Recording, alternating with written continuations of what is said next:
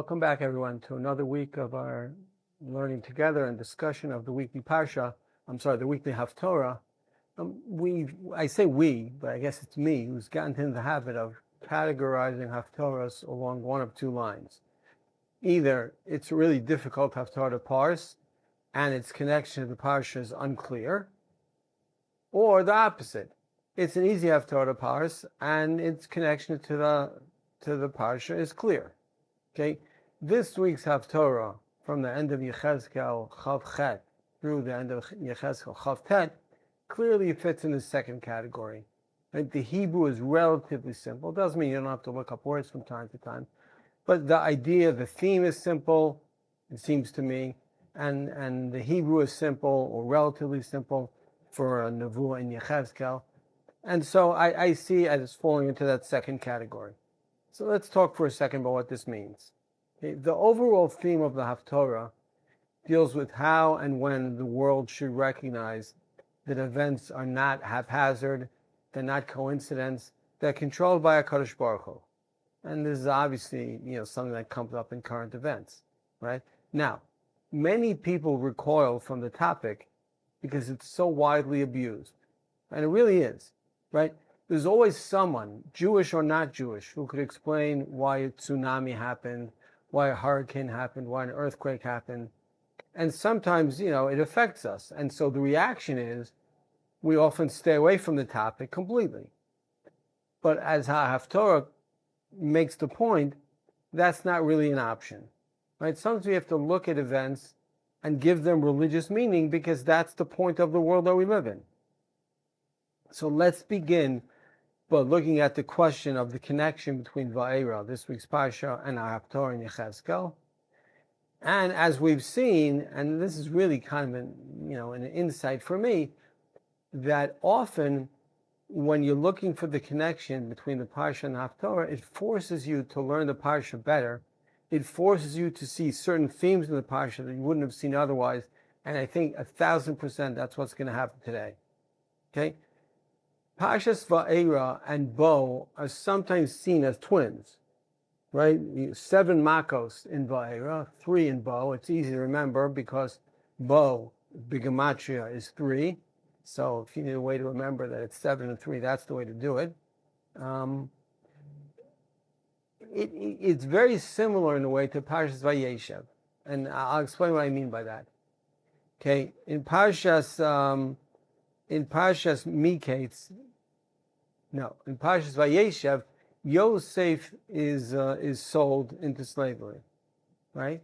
Now, if you know the story, as we all do, so you're waiting for Parshas Vayigash when there's going to be the joyous family reunion, but you have to get through Miketz. And Miketz is, if you're waiting to the end of the story, Miketz is boring because there's all these twists and turns in the stories. But the Lamaisa, you're just waiting for Yosef to say, Ani Yosef ha'od avichai.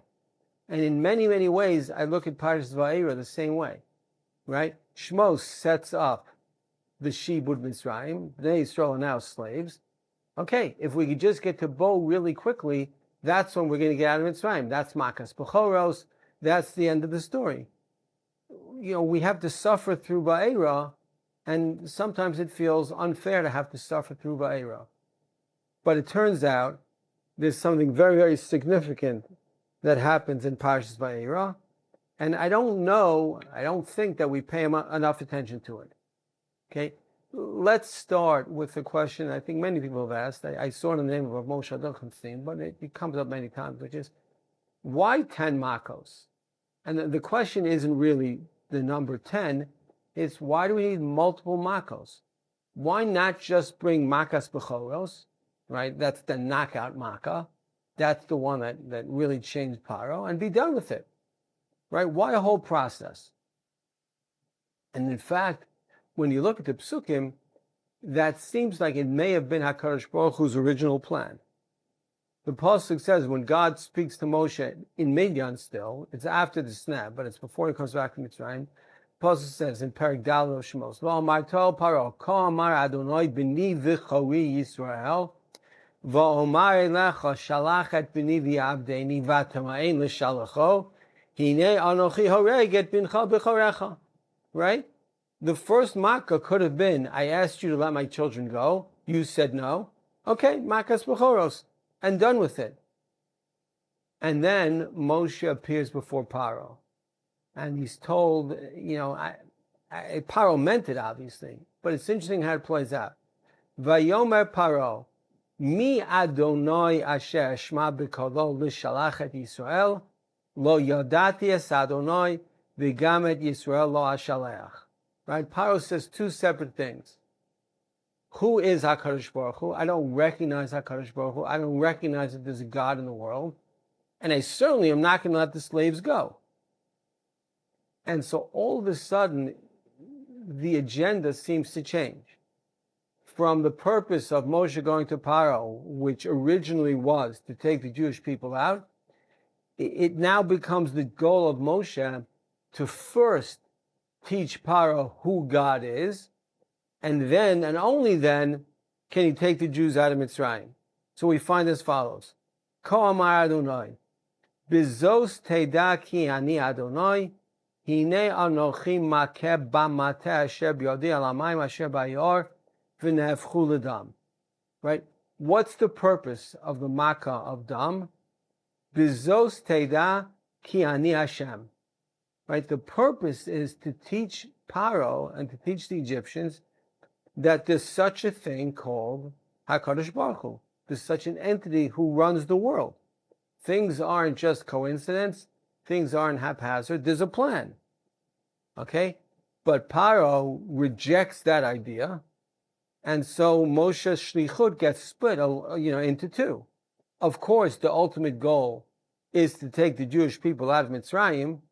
But along the way, and in our parsha at least, the focus is B'zos teda ki ani Hashem. That's also probably the answer to another question that people always ask, which is, why does Moshe say to Paro, I want to take the Jews to the Midbar for 3 days, and they'll worship God, and that'll be that. Right? Where does the 3-day thing come from? God certainly doesn't have to mislead Paro into the purpose of Yitzias Mitzrayim.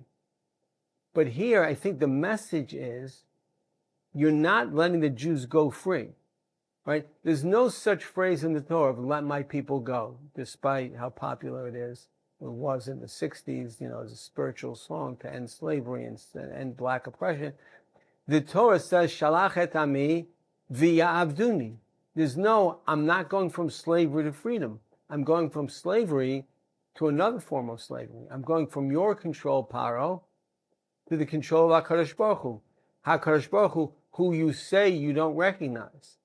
And so Moshe says, on one level, in the double shlichut that we've now identified, and that's been identified by many, many other people before us, right?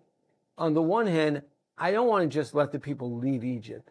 I want you to understand that if you're letting them go, you're letting them go from your rishus to the rishus HaKadosh Baruch Hu. And that's a really, really, really big thing. And if the point is, let them go and worship God in the Midbar, well, that would be an acknowledgement on Paro's part that there is in fact a God who runs the world. Okay? Now, when we step back and look at the early Makkos, and we'll just focus on the first three, right? Dam, Swadeh, and Kinim, blood, frogs, and lice, they seem more like inconveniences than actual Makkos, right? Nobody's dying, nobody's being terribly hurt. They're being terribly inconvenienced. And that's exactly the point, right? The point is, Paro is supposed to be learning a lesson. The Egyptians are supposed to be learning a lesson. They don't have to have their lives threatened to have that lesson begin to sink in. And it's interesting that the pasuk says, Ki ata shalachti et yadi va'acho techavet amacha badaver v'tikached min haaretz ve'ulam ba'avuzot ha'madaticha ba'avur harotcha et kochi uleman saper shmi b'chol haaretz. Before the Makkos get really, really serious, before lives are threatened, God says to Paro, the point is, the saper shmi b'chol haaretz, to make you know that I'm HaKadosh Baruch Hu. Right? The early Makkot were not deadly. The early Makkot were there to teach Paro a lesson. Okay? that might also explain another thing that people are bothered by. When they think about it, they should be bothered by. How does it work? Moshe Rabbeinu says to Paro, okay, I'm going to bring this makkah. And he brings the makkah. And then Paro says, okay, I had enough. Yes, I'll let the people go. And Moshe says, okay, when should I have the makkah stop? And Paro tells him, and he has the makkah stop.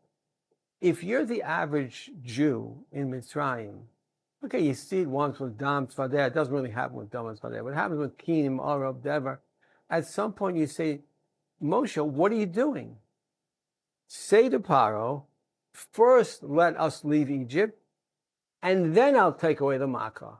Right? It seems like Moshe has no idea what he's doing. He keeps falling for the same trick. Okay, take away the makkah and I'll let them go. He's not going to let us go. At some point, Jews are saying to Moshe, what are you doing? He's not going to let us go. But the fact is, right, the point was not to let us go at that stage.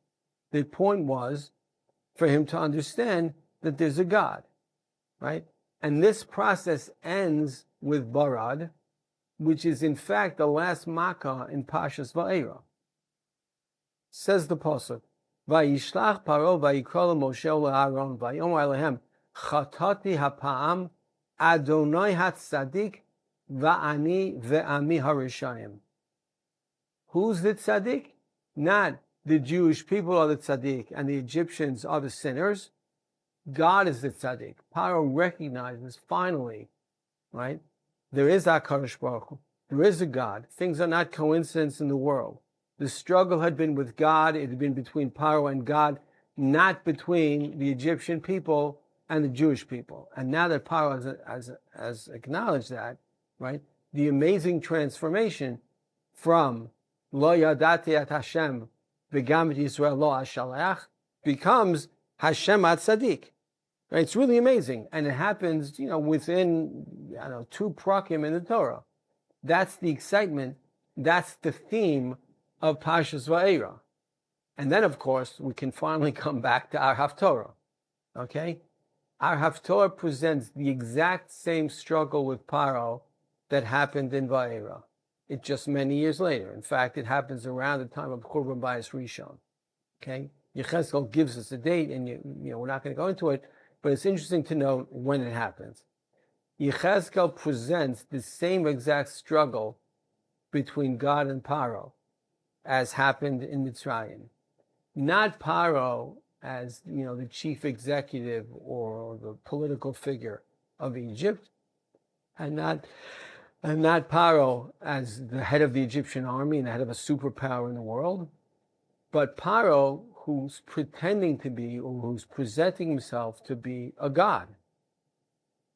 Right? And the struggle with Paro in Yechezkel begins, as it does in our Parsha, with the Nile, with the river, right? With the Or. Says the Pasuk, says the Psukim, Ba'ashana ha'asirit ba'asiri b'shnei rasol ha'chodesh, ha'adva Adonai elai lemor, Ben Adam, sim panecha el Paro melech Mitzrayim, v'hinavei alav v'al Mitzrayim kula. Right? God says to Yechezkel, turn to the Egyptians and prophesy about the Egyptians.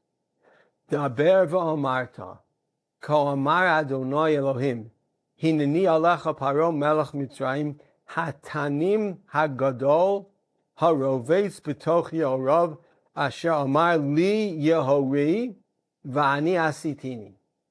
Right?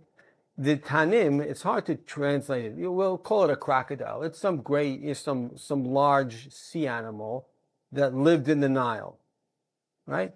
So it was like, the lion is the king of the jungle, the Tanim is the king of the Nile. But the focus isn't really on the Tanim. It's on the end of that pasuk, which I had to read a number of times to understand. Asher amar li ya'ori v'ani asitini. Paro is claiming that he's a god. He made the Nile, he made the Ya'ar, and not God. And if that's the case, so God needs to step in. God needs to intervene. And then the Navi says, V'natati chachim bil chayecha, v'hidbakti digat yorecha, b'kaskis sotecha, v'haliticha mitoch yorecha, v'ed kol digat yorecha, b'kaskis sotecha tidbak. Right? God says, some hard words there, But the point being, God is going to exile the Tanim from the Nile, and with it all the fish that go with it. Unetashticha hamidbara, otcha ve'et kol v'gadya orecha al panei hasadeh tipol, lo te'asef v'lo tigavetz lechayat ha'aretz u'lof hashmayim nistaticha la'achla. Right? You're going to be sent, you, the Tanim, and the fish that cling to you, are going to be sent to the, I don't know, to the desert, to the fields, where you're going to become the food of birds of prey. V'yadeu kol yoshvei Mitzrayim ki ani Adonai yan heyotam mishenet kaneh leveit Yisrael. And then the Egyptian people will know what? And this goes back to our Haftara. They will know ki ani Hashem, right? Something they haven't known till now, right? What does it mean that they were mishenet kaneh leveit Yisrael? They were a fake support for the Jewish people. This goes to the history of the time. The Egyptians said to the Jews, we'll support you if you struggle and fight against Nebuchadnezzar, right? And they didn't support us, and they misled us, and now they're being punished. But here, the Tanim is really a metaphor for Paro. And God says, just like I'm going to kick the Tanim out of the Nile, I'm going to do the same thing to Paro. And v'yadeu kol yoshvei Mitzrayim ki ani Hashem is the point of all this. It's exactly the theme of Parshas Vayera, and it's the theme of our Haftarah. And then we find the same point repeated. Lachein kol ma Adonai Elohim hineni mevi alayich charev v'ichrati mimei chadam u'vehema. Right, I'm going to punish animals and humans. Vayita eretz Mitzrayim lishmama v'charba v'yadeu ki ani Adonai ya'an amar ya'ori li v'ani asiti. Right? And then you'll know that there is a God, and not just that there is a God, but I am that God, that HaKadosh Baruch Hu is that God. Why? Because you yourself claim to be a God. Ki ya'an amar ya'or li v'ani asiti. That's what Paro said. And that's the continuation of our Haftara as well. God is going to punish and exile the Egyptians. Now, a fair question to ask is, God is so interested in the Egyptians, he's so interested in Gentiles, he's going to interfere with the, God didn't promise the forefathers of Paro the land or anything like that. Why is God intervening here? Why does this so frustrate him? Why don't he just let them be Obed Avodah Zarah? Big deal. And then we come back to the same point. Even if you're a Gentile, even if you're Egyptian, you have to acknowledge HaKadosh Baruch Hu. You have to acknowledge that there's a God in the world, right? And that's the point that Haftarah makes over and over again. And even the last pasuk of the Haftarah makes the same point. Vayomahu atzmiach keren leveit Yisrael ulecha etein pitchon peh b'tocham v'yadeu ki ani Adonai. Right? Same theme in the parsha. Paro says, Lo yadati et Hashem v'gam et Yisrael lo ashalech, and he has to be taught through 7 Makkos that get increasingly, they move from inconvenience to painful. And finally he realizes that Hashem ad tzadik v'ani v'ami arashayim. Yes, you still need the 3 Makkos that end with Makkas Bechoros in Parshas Bo, but we're making progress. Paro recognizes and acknowledges that there's a God. And the same exact thing happens in our Haftarah, right? Around the time of Churban Mayas Rishon. God needs to teach Paro that there is a God. It's true. There's more leniency for Gentiles, right? God is not punishing Gentiles for being Machal Shabbos, for eating treif. They're not obligations on Gentiles. But to know Ani Hashem, to know that fundamental fact, and to acknowledge the fact that we might not be Jews, we're not Jews, but that doesn't change the fact that the world is run by a God, and that God is the God of the Jews, and that God is HaKadosh Baruch Hu. That's something that all the Gentiles have to learn. And, as we move closer, perhaps, to a war with Iran, if America attacks Iran, the first thing Iran's going to do is attack Israel. I think people here are aware of that and make their peace with it. But it's a world where people need to understand that there are no coincidences and things happen for a reason, and ultimately the reason is HaKadosh Baruch Hu. Okay, that's enough for this week. Yashikach, Shabbat Shalom, and see you next week.